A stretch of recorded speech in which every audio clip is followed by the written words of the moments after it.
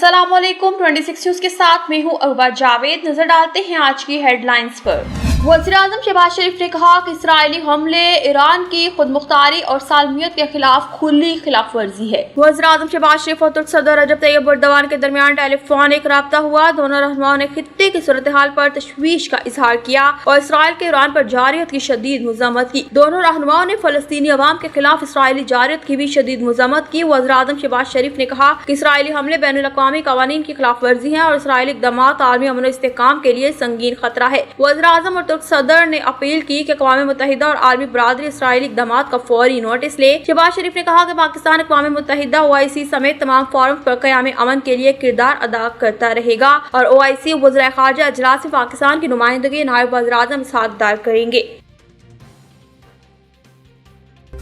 वज़ीर इत्तलात पंजाब अज़मा बुखारी ने कहा कि मरियम नवाज पिछले 16 माह से लोगों को सिर्फ ख्वाब नहीं दिखा रही बल्कि इनके ख्वाब पूरे कर रही हैं। वज़ीर इत्तलात पंजाब अज़मा बुखारी ने हसन मुर्तज़ा के बयान पर रद्द अमल में कहा कि आप लोग तस्लीम करते हैं वज़ीर आला पंजाब मरियम नवाज की कारकर्दगी पीपल्स पार्टी को नुकसान पहुँचा रही है। उन्होंने कहा कि मरियम नवाज डिलीवर कर रही है और लोगों को रिलीफ दे रही है। अभी कुछ दिन पहले आप समरियाल में जाकर मरियम नवाज की हुकूमत का नतीजा देख कर आए हैं। अज़मा बुखारी ने कहा कि पंजाब का बजट अभी पेश नहीं हुआ और इसको मुस्तरद पहले ही कर रही हैं। जो शख्स अपनी सीट नहीं जीत सकता वो हमें लेक्चर मत दे। उन्होंने कहा कि अगर कुछ बताने और दिखाने को हो तो साल 1.5 साल काफी होता है, लेकिन अगर ना कुछ बताने और ना कुछ छुपाने को हो तो फिर 16 साल भी कम पड़ जाते हैं।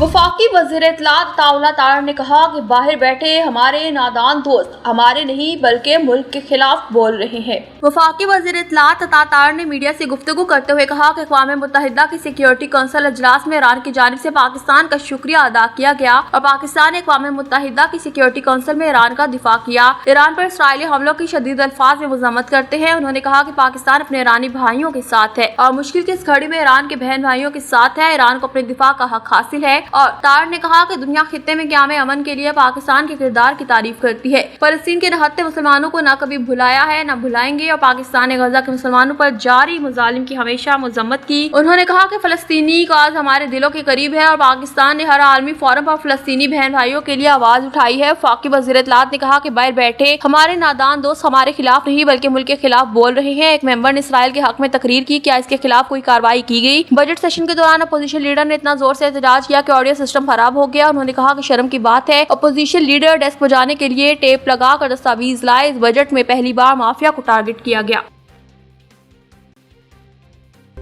सऊदी वली अहद मोहम्मद बिन सलमान और ईरान के सदर डॉक्टर मसूद के दरमियान टेलीफोनिक राब्ता हुआ है और मीडिया के मुताबिक टेलीफोनिक गुफ्तगू में सऊदी वली अहद ने ईरानी सदर से तनाज़ात के हल के लिए ताकत का इस्तेमाल न करने पर जोर दिया। वली अहद मोहम्मद बिन सलमान ने कहा कि सऊदी अरब ईरान की खुदमुख्तारी और सलामती को नुकसान पहुँचाने की मज़म्मत करता है। इसराइली हुकूमत ईरान से तनाज़ा बढ़ाना चाहती है ताकि अमरीका जंग में शामिल हो। उन्होंने कहा कि आज पूरी इस्लामी दुनिया ईरान की सपोर्ट में मुत्तहिद है। हमें एतमाद है कि ईरान दानिशमंदाना इक़दाम करेगा। इस मौके पर ईरानी सदर मसूद पेज़ेश्कियान ने कहा कि अमन का हदफ हासिल करने के करीब पहुंचने पर इसराइल से नाकाम बनाता रहा। सऊदी अरब और ईरान मिलकर खित्ते को पुरअमन बनाएंगे।